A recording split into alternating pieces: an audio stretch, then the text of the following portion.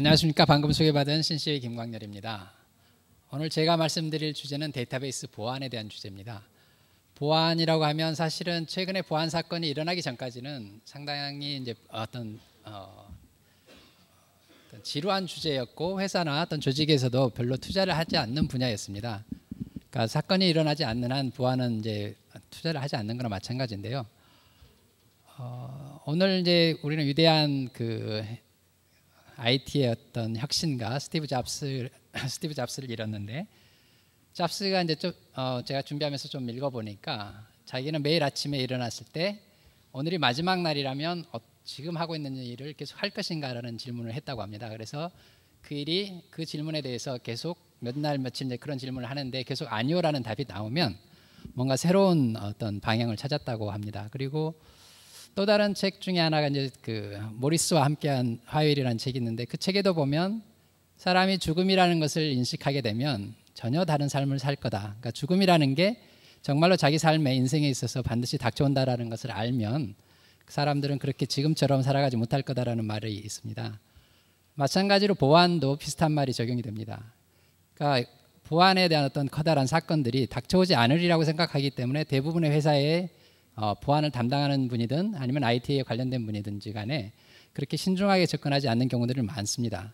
저도 이제 많은 고객 사이트를 돌아다녀 보면 내가 이제 어떤 권한을 얻어가지고 어떤 데이터들을 조회하는데 과연 이 부분들이 모니터링은 제대로 되고 있을까? 내가 만약에 여기 이 상황에서 내가 7천만 명의 어떤 우리나라 전 국민의 어떤 정보를 내가 지금 상황에서 조회할 수 있는 권한을 갖고 있는데, 내가 이 중에서 어떤 사람들을 조회해갖고 보면 내가 조회했다는 사실이 누군가에 의해서 모니터링 되었다가 그것이 어떤 나중에 보안 위반으로 체크돼서 나한테 뭔가 경고장이 날아올 수 있을까라는 의문들을 가지는데, 현실적으로 봤을 때 그런 일은 거의 안 벌어질 것 같습니다.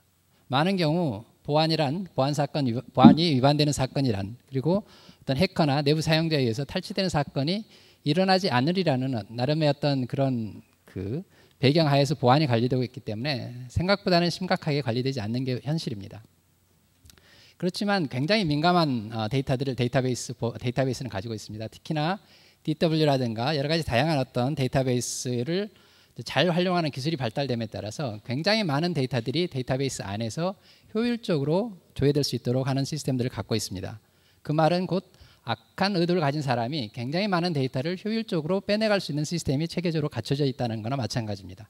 그래서 다양한 방식으로 어떤 데이터베이스를 잘 활용하기 위해서 많은 투자를 한다면 그와 비례해서 마찬가지로 그런 데이터들이 적절하게 활용되고 있는지에 대한 통제하는 데 있어서 똑같은 양의 비례해서 투자가 일어나지 않으면 순식간에 많은 것들을 잃어버리는 그런 사건이 벌어질 수도 있습니다. 여러분들이 오신 분들이 IT의 어떤 담당자이실 수도 있고 보안의 어떤 책임자이실 수도 있고 아니면 미래의 책임자가 되실 수도 있을 것 같은데, 그런 부분에 대해서 같이 균형 있게 투자를 해나가는 것이 올바른 IT 거버넌스를 완성하는 길 아닌가 생각합니다.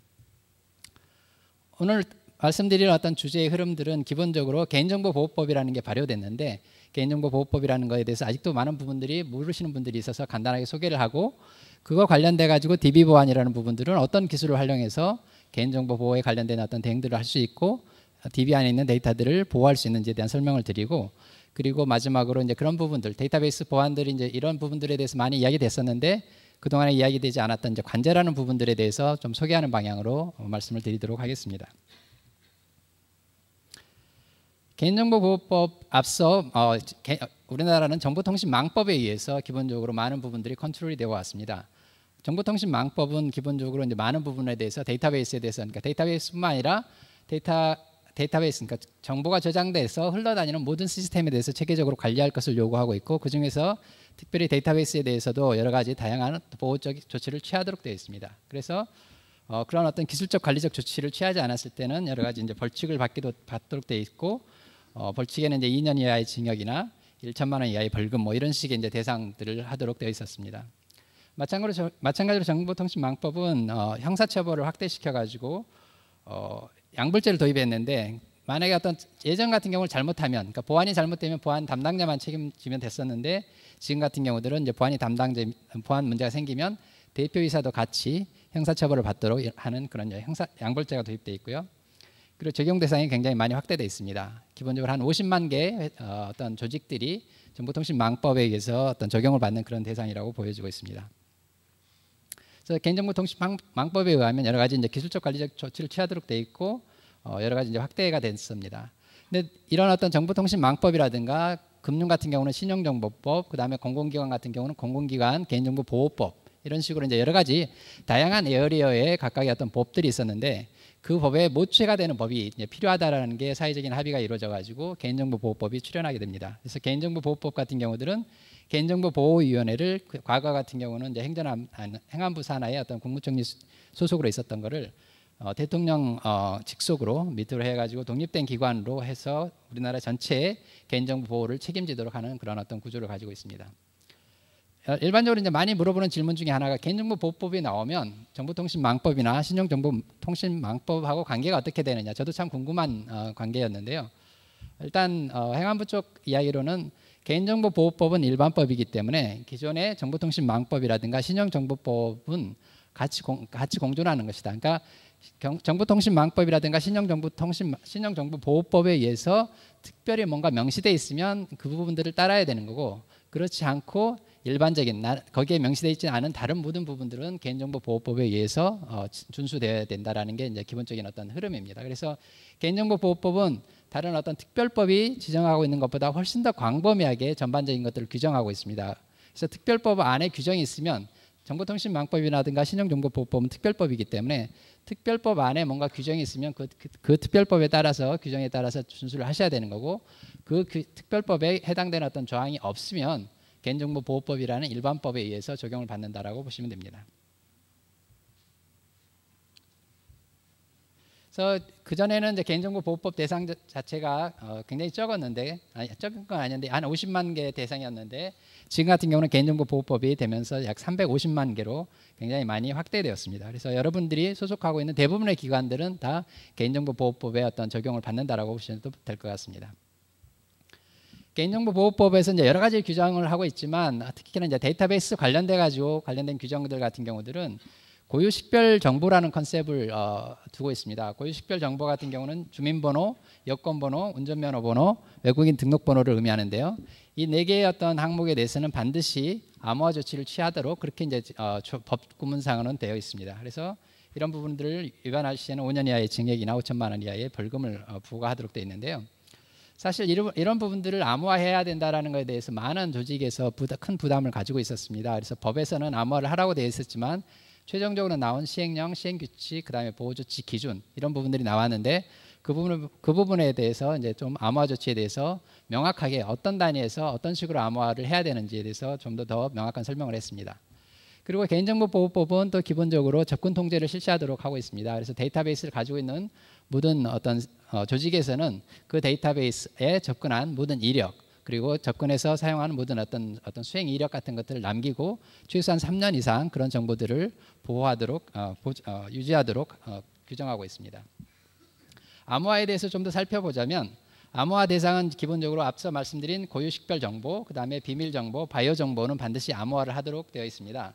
다만 그 데이터가 어디에 위치했느냐에 따라서 암호화를 할 수도 있고 암호화를 안 할 수도 있고 이제 이렇게 규정하고 있는데요.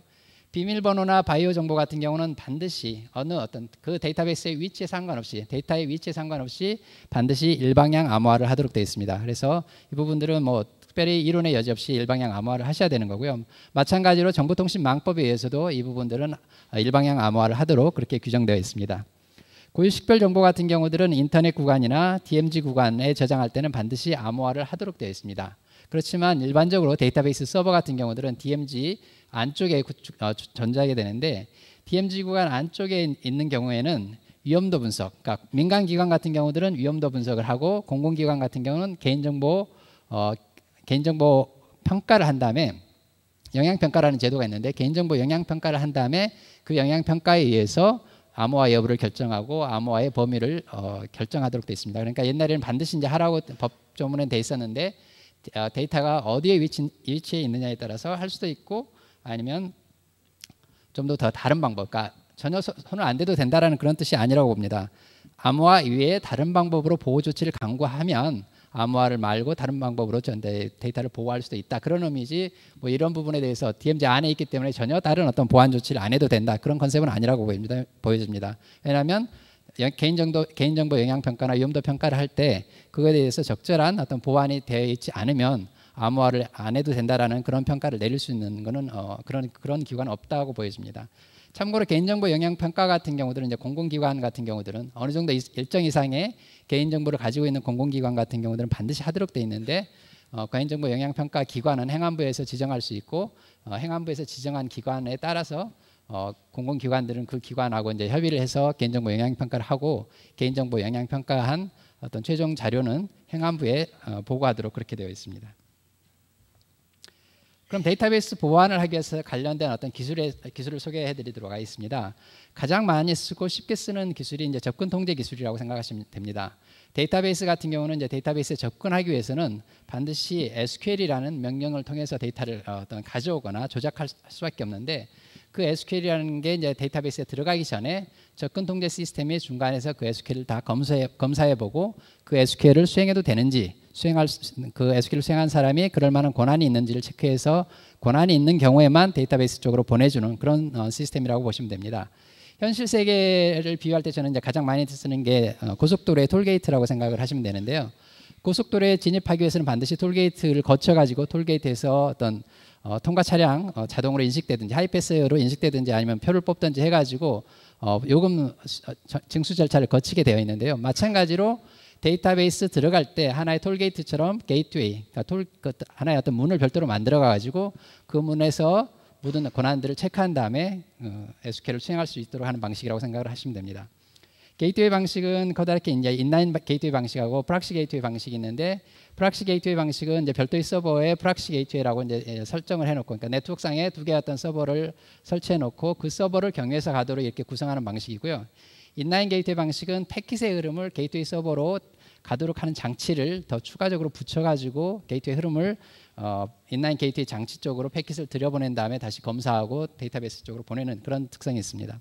얼핏 보면 두 개가 좀 비슷해 보이지만 가장 큰 차이점은 인라인 게이트웨이 같은 경우들은 지나가는 모든 패킷은 다 인라인 게이트웨이를 통해서 지나가야 되기 때문에 어플리케이션 서버에서 들어오는 SQL이든 아니면 일반 내부 사용자가 토드라든가 이런 프로그램을 통해서 날리는 SQL이든 다 인라인 게이트웨이를 통해야 됩니다. 그렇지만 프락시 게이트웨이 같은 경우들은 그런 부분을 선택할 수가 있습니다. 그래서 일반적으로 DB 내부 사용자들 같은 경우는 프락시 게이트웨이를 통해서 접속하도록 하지만 다른 어떤 어플리케이션 서버라든가 이런 부분의 SQL들은 다이렉트로 데이터베이스 쪽으로 들어가도록 설정할 수 있어서 기존의 업무 시스템에 미치는 영향이 적다라는 그런 차이가 있습니다. 그래서 일반적으로 조그만 어떤 소규모 기관에서는 인라인 게이트웨이 방식이 간단하게 운영할 수 있어 편하기 때문에 이제 운영하는 면이 있고 어느 정도 일정 정도 이상의 규모에서는 다들 프락시 게이트웨이 방식으로 운영하신다고 보시면 됩니다. 또 다른 방식은 이제 스니핑 방식이라는 게 있는데요. 스니핑 방식은 패킷이 지나가는 거를 어떤 이제 복사했다가 그 패킷에 대해서 다 까보고 나서 이제 필요한 정보들을 저장하는 방식입니다.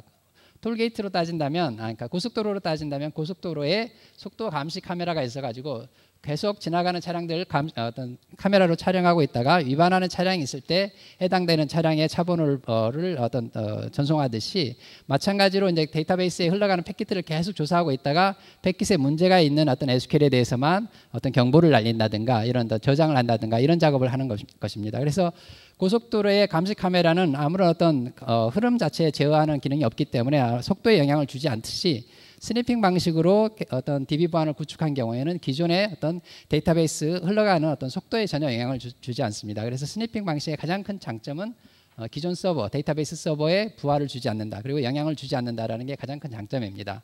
반대로 단점이라고 생각할 수 있는 건 톨게이트 같은 경우들은 어떤 사람이 돈을 안 내고 차량에 진입하려고 하면 톨게이트 자체에서 차단할 수 있는데 게이트웨이 방식 같은 경우는 그런 식으로 권한이 없는 사람들은 차단할 수가 있습니다. 그렇지만 스니핑 방식은 감시 카메라를 찍는 그런 어떤 방식하고 비슷한 메커니즘이기 때문에 과속을 하는 차량 자체를 감시 카메라 자체가 뭐 단속을 할 수 없듯이 어떤 어떤 문제되는 SQL 자체를 그 즉시 차단하거나 이런 부분에 대해서는 굉장히 미약한 그런 어떤 기능을 가지고 있습니다. 그래서 스니핑 방식은 기본적으로 지나가는 SQL을 영향 없이, 그러니까 기존의 시스템에 부하 없이 영향 없이 저장하는 그런 방식이라고 생각하시면 됩니다. 또 다른 방식은 에이전트 방식이 있는데, 에이전트 방식은 이제 DB 서버에 게이트웨이를 설정하는 거나 마찬가지 방식입니다. 그러니까 게이트웨이를 일반적으로 DB 서버 바깥에 설정하게 되는데, 그렇게 되면 DB 서버 이제 그 슈퍼 관리자 같은 경우는, 전산실의 슈퍼 관리자 같은 경우는 DB 서버에 직접 더미 단말기를 물린 다음에 거기서 작업을 해버리면 아무도 통제도 하지 않고 아무런 어떤 정보도 저장되지 않습니다. 그래서 그런 문제점들을 해결하기 위해서 데이터베이스 시스템에 에이전트를 설치하면 그 에이전트가 더미 단말기를 통해서 데이터베이스에 접속하더라도 그 모든 작업들을 차단할 수 있고 로깅을 남길 수 있는 그런 특성을 가지고 있습니다. 또 다른 기술 중에 하나가 이제 데이터 마스킹인데, 상당히 요새 많이 곽강되고 있는 기술이라고 생각하시면 됩니다. 그 전까지는 주로 접근 통제, 그다음에 암호화에게 위주였고, 데이터 마스킹 같은 경우들은 지금 현재 흐름으로 봐서는 접근 통제의 하나의 어떤 부가적인 기능 정도로 취급되고 있지만 상당히 중요한 기술로 언급되고 있습니다. 데이터 마스킹의 기본 컨셉은 기본적으로는 이제 데이터를 그 주민번호 같으면 주민번호 뒷자리 같은 경우들은 이제 반드시 아스타 같은 걸로 바꿔서 보호하도록 되어 있는데, 그런 식으로 중요 정보의 일부를 다른 값으로 치환해서 어떤 데이터를 보호하는 그런 방식이라고 생각하시면 됩니다.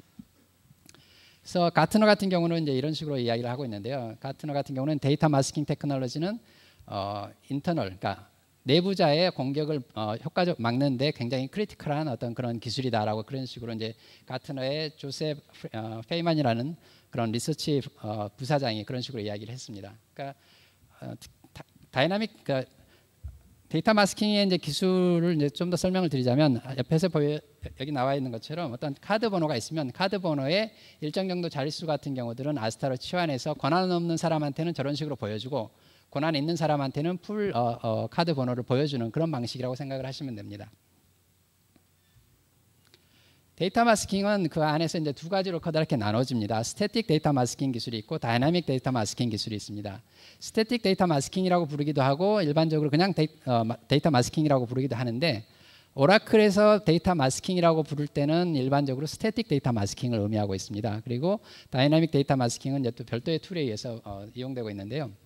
스태틱 데이터 마스킹은 일반적으로 이제 많은 경우에 이제 테스트 데이터들이 필요하시잖아요. 어떤 시스템을 개발한 다음에 개발된 것들을 테스트하기 위해서도 필요하고, 아니면 개발 과정에서 개발된 프로그램들이 제대로 동작하는지 여부들을 판단하기 위해서도 굉장히 이제 테스트와 개발 계획가 필요한데, 일반적으로 많이 쓰는 방식이 프로덕션 시스템에 데이터를 가져다가 뭐 좀만 수정한 다음에 테스트 데이터로 씁니다. 그러니까 수정 자체를 하는 데들도 있고, 아니면 프로덕션 시스템이 굉장히 복잡한 데들은 그런 작업들도 못하고 그냥 한 6개월 전쯤 로그들 받아다가 테스트 데이터를 구성하게 되는데, 그런 부분들이 이제 뭐 보는 사람 관점에서는 6개월 된 데이터니까 올드 데이터니까 의미가 상당히 약하다 이렇게 볼 수도 있지만, DB 보안 관점에서 보면 6개월 전 데이터나 지금의 데이터나 거의 개인정보 관점에서 보면 차이가 없습니다. 왜냐하면 6개월 전에 그 사람의 주민번호, 그 사람의 이름, 그 사람의 뭐 전화번호, 그 사람의 어떤 이메일 번호, 이런 부분들은 거의 안 바뀐다는 거죠. 그러니까 테스트 데이터에 있는 데이터나 프로덕션 시스템에 있는 데이터나 DB 보안 관점에서 보면 똑같이 중요한 데이터가 됩니다. 그래서 그런 부분들을, 그런 문제가 있기 때문에 주민번호라든가 이름이라든가 이런 부분들을 다른 이름으로 바꿔주는 그런 솔루션이라고 생각하시면 됩니다. 그래서 주민번호가 있으면 주민번호를 섞어가지고 이미의 다른 번호로 주민번호를 생성해서 부여한다거나, 아니면 이름 같은 경우들을 이름도 이미의 이름 다른 이름으로 바꿔서 실제 데이터가 아닌 다른 엄밀한 의미의 테스트 데이터로 만들어주는 기술이 스태틱 데이터 마스킹이라고 생각하시면 됩니다. 스태틱 데이터 마스킹이 얼핏 보면 쉬운 것처럼 보이십니다. 뭐 주민번호 있으면 주민번호 그냥 아무나 생성해 갖고 데이터로 바꿔주면 되는 거 아니야 이렇게 생각하실 수 있지만, 데이터베이스 안에는 여러분들이 데이터베이스 데이터 모델링을 좀 공부를 하셨으면 다 거기에는 프라이머리 키, 포린 키 관계로 릴레이션십들이 맺어져 있다는 걸 아시게 될 겁니다. 그래서 마스터 테이블이 있고 어떤 슬레이브성 테이블이 있으면 마스터 테이블에 주민번호를 바꾸면 거기에 딸려 있는 차일드 테이블들의 주민번호도 똑같은 값으로 바꿔줘야만 두 개의 릴레이션십들이 계속 유지돼 가지고 테스트가 가능합니다. 그래서 그런 릴레이션십에 따라서 모든 관련된 어떤 주민번호들을 다 같이 바꿔줘야 되기 때문에 스태틱 데이터 마스킹 툴들도 많이 나와 있지만, 어쨌든 그 툴을 적용해서 실질적으로 스태틱 데이터 마스킹 작업을 하는 것 자체는 그렇게 간단한 작업도 아니고 그렇게 또 빨리 끝나는 작업도 아닙니다. 굉장히 긴 시간 동안 작업을 해야 되는 그런 작업이라고 생각하시면 됩니다. 이와 반해서 다이나믹 데이터 마스킹이라는 기술이 있는데 다이나믹 데이터 마스킹 기술이라는 것은 SQL을 보내서 데이터를 가져오는 시점에서 그 SQL을 변조해 가지고 데이터를 아까처럼 어떤 주민번호면 주민번호, 카드번호면 카드번호 일정 부분 자릿수를 다른 값으로 다른 캐릭터로 바꿔주는 그런 역할을 하는 걸 다이나믹 데이터 마스킹입니다. 다이나믹 데이터 마스킹 안에서도 보면 여러 가지가 있는데 이제 일반적으로 마스킹이라고 부르면 그냥 아스타 같은 걸로 바꿔주는 걸 마스킹이라고 부르고 있고요. 아니면 스크럼블이라고 해서 스태틱 데이터에서 이미 다른 어떤 주민번호나 이름으로 바꿔주듯이 다이나믹 마스킹 안에서도 마찬가지로 아스타로 바꾸는 것이 아니라 이미의 다른 주민번호라든가 이미의 다른 어떤 이름으로 바꿔주는 방법이 있습니다. 그런 걸 스크럼블이라고 부르고 있고, 그 다음에 널리파이라는 또 방법이 있습니다. 널리파이라는 방법은 기본적으로 이제 데이터 권한이 없는 데이터에 대해서는 널 값으로 리턴하도록 하는 방법입니다. 그래서 일반적으로 이제 다른 아스타라든가 이런 식으로 마스킹하는 그런 방법이 있고, 스크램블이라고 해서 다른 값으로 바꿔버리는 방법이 있고, 그리고 널리파이에서 널 값으로 리턴하는 그런 방식을 주로 많이 쓰고 있습니다. 일반적으로 마스킹, 그러니까 다이나믹 마스킹에서 쓰는 기술은 크다랗게 두 가지 기술이 있는데요. 결과 변조 방식하고 이제 SQL 변조 방식이 있습니다. 결과 변조 방식은 SQL이 지나가면 SQL이 결과값을 데이터베이스에서 보내게 되는데 그 결과값 중에 뭐 주민번호 포맷의 데이터가 있다 그러면 주민번호의 끝자리를 바꾼다든가 아니면 카드번호의 포맷의 데이터가 가고 있다 그러면 카드번호의 어떤 일정 자릿수를 바꿔주는, 그러니까 데이터가 리턴되는 데이터의 포맷을 보고 일정 자릿수를 바꿔주는 그런 작업이 결과 변조 방식입니다. 결과 변조 방식은 굉장히 구현하기 쉽습니다. 어떤 주민번호 패턴이라든가 그 패턴을 인식한 다음에 해당되는 자릿수만 바꿔주면 되는 거기 때문에 굉장히 쉽지만 단점은 아래 빨간색으로 표현되어 있는 것처럼 포맷을 바꿔버리면 결과 변조 방식은 풀려버린다라는 겁니다. 어떤 사람이 주민번호를 가져올 때 주민번호 앞자리 7자리, 뒷자리 앞자리 6자리, 뒷자리 7자리를 그냥 그런 포맷을 유지하면서 가져오면 그 포맷에 따라서 이렇게 패턴을 바꿀 수는 있지만 뒷자리 7자리를 뭐 2자리 1자리씩으로 이렇게 바꿔서 조회를 하게 되면 바로 결과 조회 방식은 의미가 없게 돼버리는 그런 한계가 있습니다. 그래서 이런 한계를 극복하기 위해서 나온 방식이 SQL 변조 방식인데요. 이거는 리턴되는 결과를 바꾸는 것이 아니라 실제로 가져가는 SQL 자체를 바꿔서 SQL 자체가 반드시 변조된 결과를 리턴할 수밖에 없도록 하는 방식이라고 생각하시면 됩니다. 그래서 아까처럼 포맷을 바꾼다든가 이런 방식에 의해서 우회할 수가 없는 그런 방식이라고 생각하시면 되고, 국제적으로 마스킹 그런 솔루션들이 많이 나오고 있는데 대부분의 솔루션들이 SQL 변조 방식으로 마스킹 솔루션들을 구현을 하고 있습니다. 마스킹 솔루션이 가장 많이 쓰이는 거는 저도 이제 최근에서 알게 됐는데요. 뭐 이런 어떤 OLTP성 데이터베이스 안에 마스킹 해가지고 그런 기술을 쓸 수도 있지만 좀 더 효율적으로 쓸 수 있는 분야는 데이터 웨어하우싱 쪽이 될 가능성이 큽니다. DW용 데이터베이스 같은 경우들은 데이터베이스를 액세스할 때 일반적으로 이제 통계 작업을 하기 위해서 액세스를 하는 경우들이 많은데 어떤 부서에 어떤 결과값을 보여주는, 그러니까 통계값을 보여주는 그런 어떤 목적으로 데이터베이스를 구축을 했는데 DW에 가서 어떤 실제로 개개의 어떤 데이터들을 볼 일은 거의 없습니다. 그리고 그렇게 봐야 되는 경우에 주민번호의 풀 데이터를 또 더군다나 봐야 될 이유는 없다라는 거죠. 그래서 반드시 DW를 구축할 때 일반적으로 이제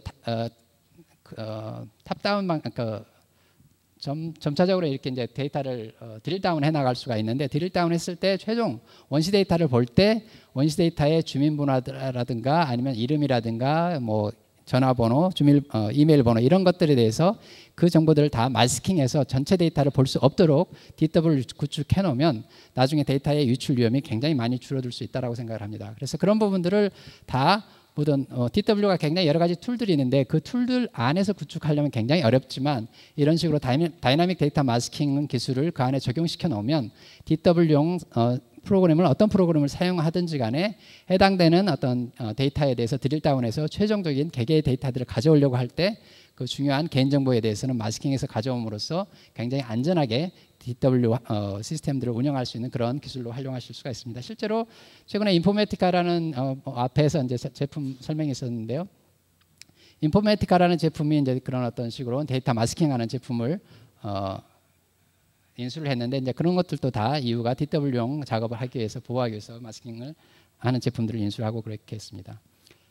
그리고 또 다른 기술 중에 하나가 이제 데이터 암호화입니다. 데이터 암호화는 굉장히 이제 강력한 보호 조치 중에 하나입니다. 그러니까 재건 통제라든가 다른 어떤 방법에 의해서 이 부분들이 다 이제 뚫렸을 때 최후로 남아 있을 수 있는 방법이 데이터 암호화 방법이라고 생각하시면 됩니다.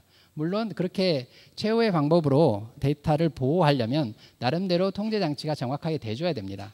근데 많은 부분 데이터베이스 암호화를 한 다음에도 데이터를 암호화한 이유는 보면 이제 법에서 암호화를 하라고 했기 때문에 암호화는 하지만 실질적으로 통제용으로 쓰지 않는 경우들이 많습니다. 그래서 암호화를 해놓고 어떤 IP가 들어오든지 간에 다 복화해서 보여주도록 하는 경우들이 굉장히 그런 경우들을 굉장히 많이 봤습니다. 그런 경우들은 사실은 누가 데이터 파일 레벨에서 데이터를 가져가면 보호는 되겠지만 데이터베이스 안에 들어와서 누군가 조회했을 때는 아무런 통제가 없는 거나 마찬가지라서 데이터를 암호화를 안 한 거하고 똑같은 그런 상황이 됩니다. 그래서 물론 이제 데이터 암호화 솔루션에 따라서는 그런 방식으로 데이터베이스 안에 들어와서 조회할 때는 기본적으로 보여주는 그런 솔루션도 있지만 그렇지 않고 IP별로 통제하도록 되어 있으면 IP별로 통제할 수 있도록 반드시 세팅을 해줘야만 나름대로 접근 통제라든가 다른 어떤 보호 장치가 뚫렸을 때 데이터 암호화가 제 기능을 발휘하지 않을까 생각을 합니다. 데이터 암호화 기술은 커다랗게 플러그인 방식하고 API 방식이 이제 가장 보편적으로 많이 씁니다. 그러니까 이 부분들을 묶어가지고 컬럼 암호화 기술이라고 사용을 합니다. 그래서 데이터베이스 안에 있는 테이블, 전체 테이블이라든가 아니면 전체 블락 레벨이 아니라 특정 컬럼에 대해서 그러니까 개인정보가 들어있는 주민번호라든가 암호화를 반드시 하도록 되어 있는 고유 식별 정보 아니면 정보통신망법에서 요구하고 있는 주민번호, 카드번호, 계좌번호 이런 정보들에 대해서 암호화하기 위해서 쓰는 기술이 플러그인 방식하고 API 방식이라고 생각하시면 됩니다. 플러그인 방식은 DB 서버에 암복화 모듈을 설치해서 데이터를 가져가는 순간 그리고 데이터를 저장하는 순간 자동적으로 알아서 암호화해서 데이터를 저장하고 암호화를 풀어서 데이터를 보여주고 하는 작업들을 다 그 플러그인 모듈이 알아서 해줍니다. 그래서 실질적으로 논리적으로는 플러그인 시스템을 설치를 하면 기존 시스템에 미치는 영향, 그러니까 로지컬한 영향은 없어야 됩니다. 그래서 기존 프로그램들을 수정해야 된다거나 이런 작업은 안 일어나야 되는 게 맞지만 현실적으로는 이제 특정 반드시 테이블 단위로만 쓸 수밖에 없는 SQL이 있다든가 아니면 퍼포먼스가 느려진다라든가 이런 이유로 인해서 일정 정도 플러그인 방식을 적용한 다음에 튜닝하는 작업 그리고 SQL 수정하는 작업을 해줘야 됩니다. 이와 달리 API 방식은 어플리케이션 서버 단에서 암호화 모듈을 설치해가지고 암복화를 하는 겁니다. 그래서 데이터베이스 단이 아니라 어플리케이션 서버 단에 설치하는 거기 때문에 기존 데이터베이스 시스템에 미치는 영향은 없습니다.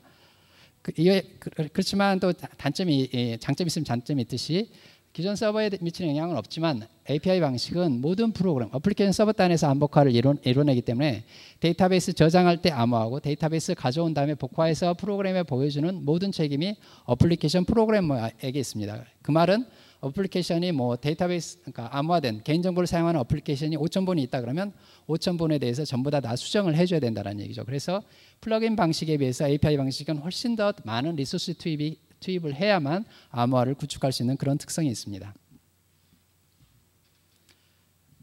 또 다른 방식은 이제 TDE라는 방식이 있습니다. TDE라는 방식은 오라클이라든가 MS SQL 서버에서 제공하는 방식인데 데이터베이스가 알아서 데이터베이스 파일에 쓸 때 암호화해주고 데이터베이스에서 가져올 때 데이터를 가져올 때 파일에서 가져올 때 자동으로 풀어서 보여주는 그런 방식이라고 생각하시면 됩니다. 모든 암복화가 데이터베이스 커널에서 이루어지기 때문에 가장 속도가 빠르고 기존의 시스템에 미치는 영향이 가장 적은 방식이라고 생각하시면 됩니다. 다만 이제 단점은 데이터가 이제 파일 단위로 그러니까 데이터베이스 커널 단위로 이루어지기 때문에 IP별로 특정 IP에 대해서는 이거는 복화를 안 해준다거나 특정 IP에 대해서만 복화를 해준다거나 이런 식으로 IP별, 개인별 통제는 불가능한 방식이라고 생각을 하시면 됩니다. 이와 비슷한 방식이 파일 단위 암호화 방식이 있는데요. 파일 단위 암호화는 TD하고 컨셉적으로 거의 비슷한데 오퍼레이션이 이제 데이터베이스 바깥에서 일어납니다. 그래서 데이터베이스 DBF 파일 자체를 암호화를 해놨다가 데이터베이스 파일 자체를 쓸 때 데이터베이스가 쓸 때 해당되는 부분을 복화해서 데이터베이스가 쓸 수 있도록 그런 식으로 이제 풀어주는 방식입니다. 그래서 암호화, 암복화 기능을 DB에서 제공하는 거 아느냐 아니면 DBMS가 아니라 별도의 서드파티 제품이 제공하느냐에 따라서 TDE 방식, 파일 레벨 암호화 방식이라고 이렇게 구분하실 수가 있습니다. 그래서 앞에 두 가지 방식은 컬럼 단위 암호화가 지원되는 컬럼 단위 암호화 방식이라고 보실 수가 있고 이거 TDE 방식과 파일 단위 암호화 방식은 난 컬럼 단위 암호화 방식이라고 생각하시면 됩니다.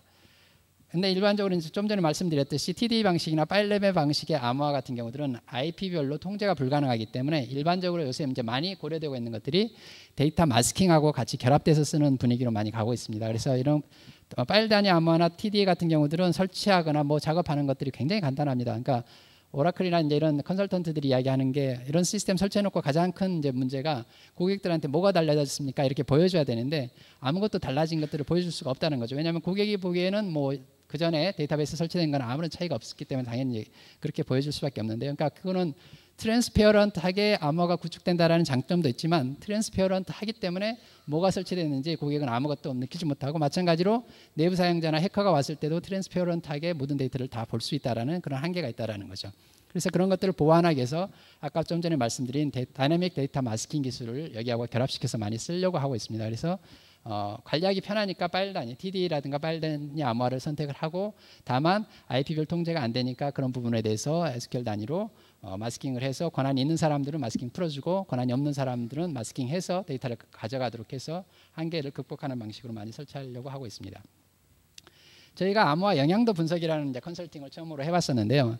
영향도 분석이라는 건 어떤 컨셉이냐면, 지금까지 암호화를 구축할 때는 많은 경우 암호화 그냥 바로 설치를 합니다. 플러그인 방식이 됐든 API 방식이 됐든 그게 어느 정도 영향을 미치는지, 어느 정도 리소스가 필요하고 어느 정도 기간이 거칠지 아무도 모른 채 그냥 정부에서 하라고 하니까, 행정기관에서 규제를 하니까 그런 방식 설치하고 있는데, 그렇게 하지 말자라는 거죠. 미리 분석해서 암호화 대상 테이블은 몇 건이고 암호화 대상 SQL은 얼마나 되고, 그것을 했을 때 플러그인 방식으로 했을 때는 어느 정도 CPU에 부하를 주고, 뭐 API 방식으로 했을 때는 얼마만큼 작업량이 되는지, 이런 것들을 사전에 분석하고 암호화 작업을 해보자라는 취지에서 만들어 놓은 게 영향도 분석 컨설팅이라고 생각하시면 됩니다. 그래서 영향도 분석을 하는 방법은 저희가 오라클 데이터베이스를 대상으로 했었는데요. 오라클 데이터베이스 안에 수행되는 모든 SQL들을 저희가 다 수집해서 일정 기간 동안 수집해서 분석한 다음에 그것들이 암호화 대상 테이블을 사용하고 있는지 안 사용하고 있는지 이런 것들을 파싱해서 분석하는 그런 작업을 해봤습니다. 저희들이 이제 한 고객사에서 한 분석을 해봤는데요. 일단은 분석 대상을 개인정보보호법에 대상하고 있는 고유 식별 정보하고, 그다음에 정통망법에서 대상으로 하고 있는 카드번호, 계좌번호까지 같이 해서 이제 저희가 한번 분석을 해봤는데, 여기 같은 경우들은 그런 식으로 이제 분석 대상을 그런 식으로 넓히니까 한 1,800개 테이블이 암호화 대상으로 이제 뽑히더라고요. 그러니까 굉장히 방만하게 운영되고 있는 그런 데라고 볼 수도 있습니다. 왜냐하면 일반적으로 1,800개나 되는 테이블들을 암호화해야 되는 경우들은 굉장히 어떤 규모가 큰 어떤 어플리케이션이 아니면 이제 벌어질 수 없는 상황이죠. 그런데 실제로 저희들이 이제 그 1,800개 테이블들 중에서 SG에서 모아놓은 SQL하고 비교해서 실제로 어떤 주어진 기간 안에 사용되는 테이블이 얼마 정도 되는지를 비교를 해보니까, 그 중에서 290개 정도는 테이블이 사용되는데 나머지 1,500개 정도는 테이블이 사용되지 않는 겁니다. 물론 1,500개 테이블 중에서 사용되지 않는 테이블 중에서 일정 정도 테이블은 뭐 1년에 한 번 연말에 사용되는데 연말이 아직 안 왔기 때문에 사용이 안 된다든가, 아니면 특별한 시점에서만 사용되기 때문에 그 시점이 안 돼서 사용이 안 되는 테이블들도 있다고 생각이 됩니다. 그렇지만 많은 테이블들 1,500개 중에서 제가 보기에는 한 100개 정도 그런 식으로 한다고 하더라도 한 1,400개 정도 테이블은 사용하지 않는 테이블일 가능성이 큽니다. 그 테이블들은 이제 대부분 생기는 이유가 보면 어떤 특정한 작업을 위해서 임시로 만들어뒀다가 그 작업이 끝나면 지워줘야 되는데 지우지 않고 그대로 남겨주는 테이블이라고 볼 수 있거든요. 그런 테이블들이 사실은 중요한 보안 관점에서 보면 홀이 될 수 있습니다. 왜냐하면 원래 중요한 데이터들을 담고 있는 테이블이라고 생각되면 나름대로 관리를 하거든요. 이런 것들은 누가 접근하지 못하도록 한다든가 이런 식의 작업을 하는데, 이런 식으로 임시로 만들어 놓은 테이블을 통해서 데이터를 저장해 놓으면 그거는 관리 대상에서 빠지기 때문에 영구적으로 이제 누가 가져갔는지 자체도 파악이 안 되는데, 사실은 거기에는 중요한 많은 개인정보들이 담겨져 있다는 거죠. 그래서 반드시 저희들이 권유하고 있는 것들도 이런 식으로 암호화 작업을 하기 전에, 그리고 접근 통제나 이런 작업을 하기 전에 임시로 만들어 놓은 테이블들, 그러니까 중요 정보를 담고 있는 그런 테이블들이 있으면 사전에 어떤 클린징하는 작업들이 먼저 선행돼야 되지 않을까라는 생각을 합니다. 그래서 저희들이 한번 그런 식으로 분석을 해보니까, 만약에 플러그인 방식으로 이 사이트에 구축을 하게 되면 SQL, 그러니까 영향받는 SQL을 보니까 특별히 주민번호라는 테이블을 가지고 있는 어떤 하나의 테이블이 1,200개 정도 SQL에서 사용되고 있었습니다. 그런데 그 1,200개 SQL이 전체에 미치는 영향이 주민번호 사용하는 SQL이 전체 CPU의 한 25% 정도를 사용하고 있었고, 나머지 이제 SQL들은, 그러니까 암호화 대상이 아닌 그런 테이블들을, 컬럼들을 조회하는 SQL들이 약 75% 정도 수준으로 동작을 하고 있었습니다. 근데 만약에 25%에 대해서 이제 플러그인 방식으로 만약에 암호화를 구축하게 되면 75%는 영향을 받지 않지만 25% 정도는 영향을 받게 되는데, 그 영향을 나름대로 계산을 해본 결과 전체 CPU의 약 40% 정도의 어떤 증가가 발생하겠더라라는 게 저희들이 추측됐고, 그렇게 되면 이제 플러그인 방식으로 만약에 암호화를 구축하게 되면 현재 그쪽 사이트 같은 경우는 40에서 70% 정도의 CPU 유시지가 있었는데, 현재 수준을 유지하려면 40% 정도의 어떤 CPU를 더 추가로 구매해서 붙여야만 현재 수준을 유지하면서 플러그인 방식이 가능하다라는 게 저희들의 결론이었습니다.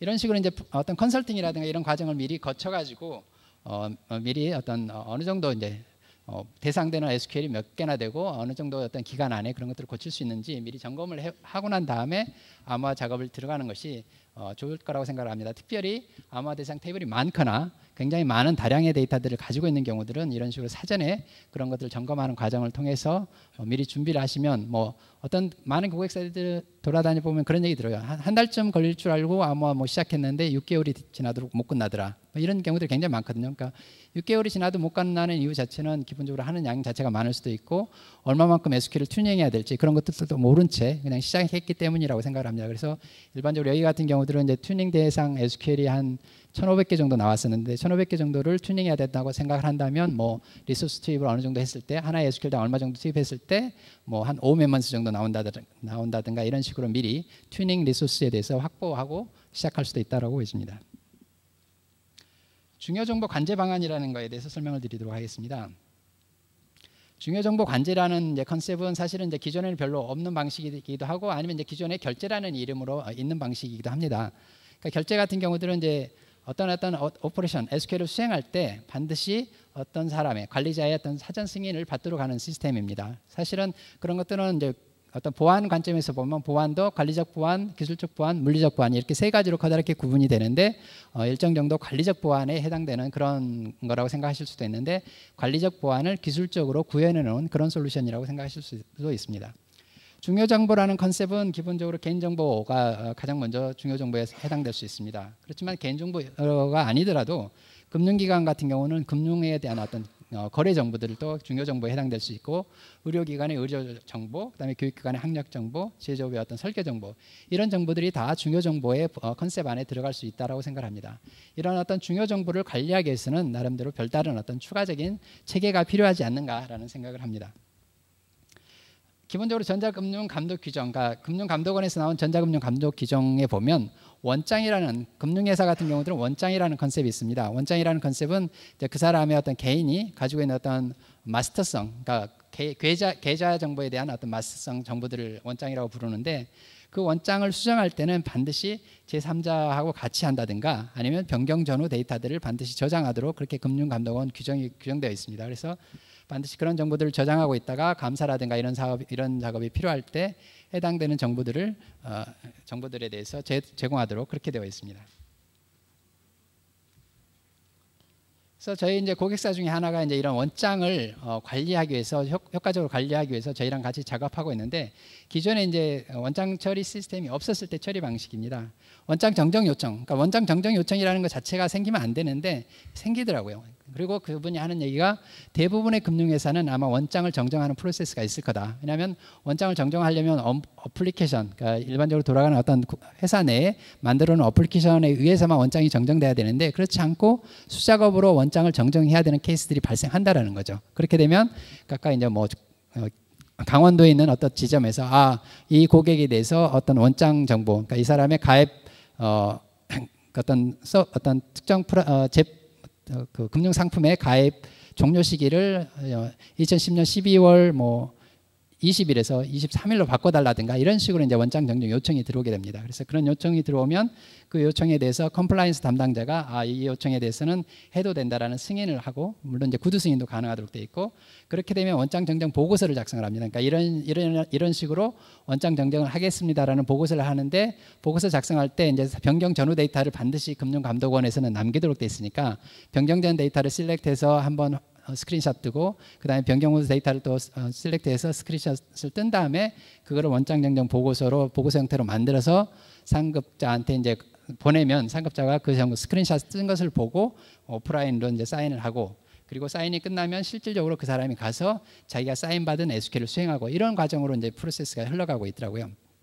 그래서 이런 식으로 프로세스를 진행했을 때 가장 큰 문제점은 기본적으로 다 그 안에서 수작업으로 진행하고 있기 때문에 변경 전 변경 후 데이터가 나는 이 사람이 어떤 결제를 받은 시점에 변경 전 데이터는 A라는 값이었는데 그 과정에서 어떤 다른 과정에 의해서 이 값이 B라는 값으로 바뀌어버리면 그 결제는 다시 받아야 되는데 그런 작업들이 제대로 체크가 안 된 채 흘러가 버릴 수가 있다는 거죠.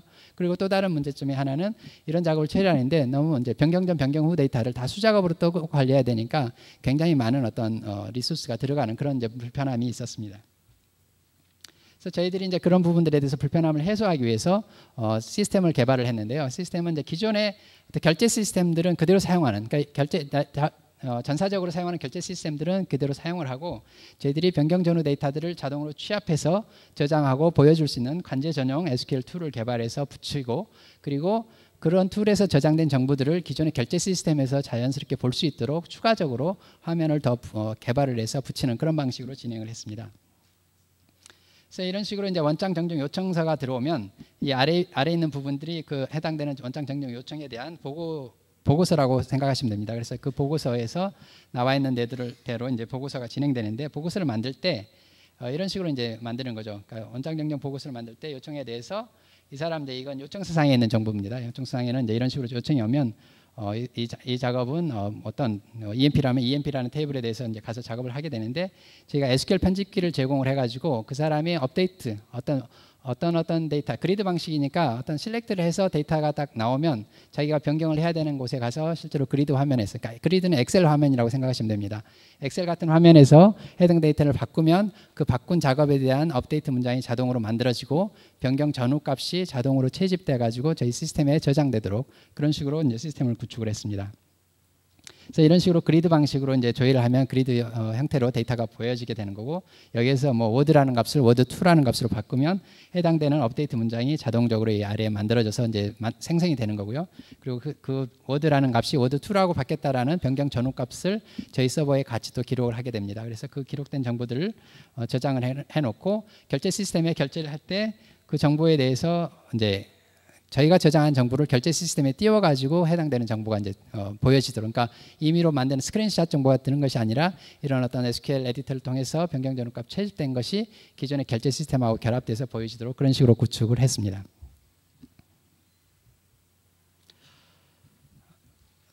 원장 정정 시스템 같은 경우들은 아직 이제 초기 시스템이라서 좀 더 저희들이 확장돼 나가야 될 것 같고요. 그렇지만 저희들이 이제 시사점으로 말씀드리고 싶은 거는 이제 그런 식으로 단순히 원장님뿐만 아니라 중요 정보에 대해서 조직 안에 있는 회계 정보라든가 다양한 어떤 중요 정보에 대해서는 그런 식으로 어떤 변경이 일어난 변경 전후 값을 같이 저장을 해야 되고 어떤 사람이 그 정보에 대해서 조회를 했으면 조회된 이력들에 대해서 나중에 쉽게 조회할 수 있도록 하는 시스템들을 갖춰야만 체계적으로 관리가 가능하다고 생각을 합니다. 특히나 개인정보, 굉장히 많은 테이블 어떤 정보들하고 개인정보하고 분류하지 않고 이제 관리하는 데들이 많은데 가능하면 개인정보는 개인정보대로 별도로 따로 분리해가지고 이런 식의 추가적인 어떤 결제하는 과정을 거쳐서 한다든가 아니면 별도로 어떤 모니터링을 통해서 오늘 어느 만큼 개인정보를 조회하고 있는지 이런 것들을 실시간으로 모니터링할 수 있는 체계들을 갖추어 놓으셔야 됩니다. 기본적으로 이제 보안은 디펜스 인뎁스라는 개념으로 구축하셔야 됩니다. 그러니까 디펜스 인뎁스라는 개념은 종신 방어라고 부르기도 하는데요. 하나의 솔루션, 하나의 어떤 기술로 전체 보안을 커버하지 않고 여러 가지 어떤 양파 껍질처럼 여러 가지 다층으로 보안 시스템들을 구축하는 방식을 말합니다. 그래서 어떤 1방어선이 뚫리면 제2방어선이 나타나고 제2방어선이 뚫리면 제3방어선이 나타나서 그 사람이 어느 방어선인가는 거쳐가지고 최종적으로 데이터들을 보호하거나 어떤 시스템들을 보호하도록 하는 방식이 이 디펜스 인뎁스 방식입니다. 마찬가지로 그 개념을 DB 보안에도 적용해야 된다는 거죠. 그래서 하나의 어떤 접근 제어면 접근 제어, 암호화에 의해서 모든 것들이 다 되는 것이 아니라 접근 제어, 마스킹, 관제, 암호화 이런 것들이 다 상호 유기적으로 구축되도록 다양한 방식으로 구축을 해야 되는 거고 그것들이 또한 여러 가지 시스템들을 섞어 놓으면 원래 암호화 시스템들이 잘 돌아갔던 게 잘 안 될 수도 있습니다. 그래서 그런 부분들 여러 가지 종신방어 개념에 따라서 다층으로 구축했을 때 다양한 솔루션들이 섞어놨을 때 문제가 없는지 점검해 가면서 봐야 되는데 일례로 암호화 같은 경우들은 문제 생기는 게 뭐냐면 접근 통제 같은 경우하고 암호화를 같이 구축해 놓으면 접근 제어 시스템을 거쳐서 이제 모든 사람 접근이 이제 이루어지게 되는데 뒷단에 이제 데이터베이스 암호화에서 이제 컬럼 단위 암호화를 DB에다 구축해 놓으면 IP가 전부 다 접근제어 IP만 보입니다. 뒷단에 있기 때문에.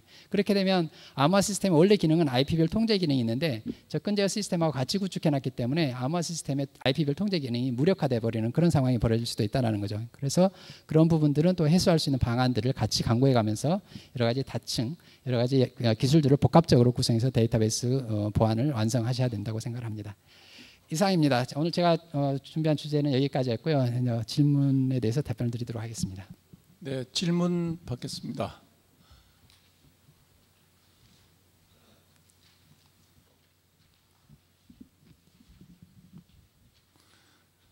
네, 질문이 없는 경우는 뭐 완벽한 프레젠테이션을 하셨거나 아니면 모든 내용을 다 이해하셨거나 둘 중에 하나입니다. 예. 이 데이터베이스 보안과 또 개인정보보호법에 대해서 잘 설명을 해주시고. 질문 드리겠습니다. 있습니까? 예. 예, 반갑습니다. 제가 반갑습니다. 말씀하시죠. 예, 말씀해 그 암호화 솔루션 설명하실 때 예. API 방식하고 플러그인 방식 설명해 주셨는데요. 예. 뭐 TDI인가 뭐 TD인가 뭐 TD. DB 자체에서 하는 방식 제외하고요. 예. 그때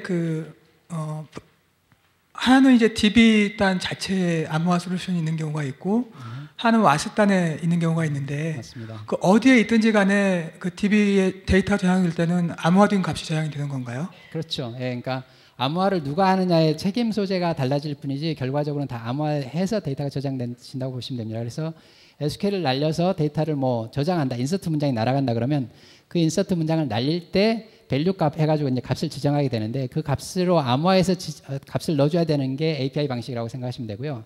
그 다음에 이제 플러그인 방식은 인서트 하고 밸류에 10이라고 딱 값을 주면 그 플러그인 방식으로 설치된 모듈이 알아서 10이라는 걸 암호화해서 암호화된 값으로 변환한 다음에 데이터를 저장하는 그런 컨셉이라고 생각하시면 됩니다. 그래서 어떤 방식을 쓰시든지 간에 실질적으로 들어가는 데이터들은 다 암호화돼서 저장하는 그런 방식입니다. 그리고 그 개인정보보호법에 의해서 그 개인정보를 식별할 수 있는 정보가 식별할 수 있는 게 이제 고의 식별 정보요? 개인정보, 네. 그러니까 개인 식별 정보가 네, 개인 이제 식별 보호가 돼야 되잖아요. 네. 그러면 뭐 웹, 와스, DB단 또는 뭐 네트워크 구간 전체적으로 다 그 개인 식별 정보가 보호가 돼야 되는 건지 아니면 뭐 DB단에는 뭐 에서만 정보가 암호화되면 되는 건지 그 구간이 그러니까 그 엔드 유저에서 DB까지 전 구간이 다 보호가 돼야 되는 건지 아니면 특정 구간만 보호가 되면 되는 건지 궁금하거든요. 당연히 전 구간입니다. 그러니까 데이터베이스 구간만 암호화하시면 안 되고요. 그러니까 물론 이제 데이터베이스가 전송되는 이제 방향에 따라서 다를 수 있는데 데이터베이스 안에 있는 데이터가 DMZ를 거쳐서 외부로 갈 때는 반드시 전송할 때 암호화해서 보내주도록 그렇게 되어 있고요. 만약에 그 데이터를 개인의 PC단에 저장할 때도 반드시 암호화해서 저장하도록 그렇게 되어 있습니다. 그래서 아주 강력하게 이제 DMZ 안에 있는 것들은 외부의 해커라든가 내부 사용자 같은 경우도 제한된 사람들만 들어올 수 있기 때문에 그런 부분에 대해서는 이제 암호화하지 않고 좀 더 보완하면 뭐 가능하다고 하는 거고요. 그렇지 않고 일반적으로 해킹의 위험이 있거나 누출에 있는 위험이 있는 그런 어떤 상황에 있는 모든 데이터들은 다 암호화해서 저장을 관리하셔야 된다고 보시면 됩니다. 그럼 DMZ 외부에 있는 구간은 반드시 암호화해서 전송을. 그러니까 데이터베이스 자체도 DMZ 안에 있는 경우들은 상관이 없는데 DMZ 바깥에 데이터베이스를 두면 반드시 암호화해서 저장을 하셔야 되는 거고요. 그리고 통신할 때도 데이터가 DMZ 바깥으로 어떤 통신을 하게 되면 그런 정보들은 다 암호화해서 서로 송수신을 하셔야 됩니다. 네, 감사합니다. 한 분 더 질문 받도록 하겠습니다.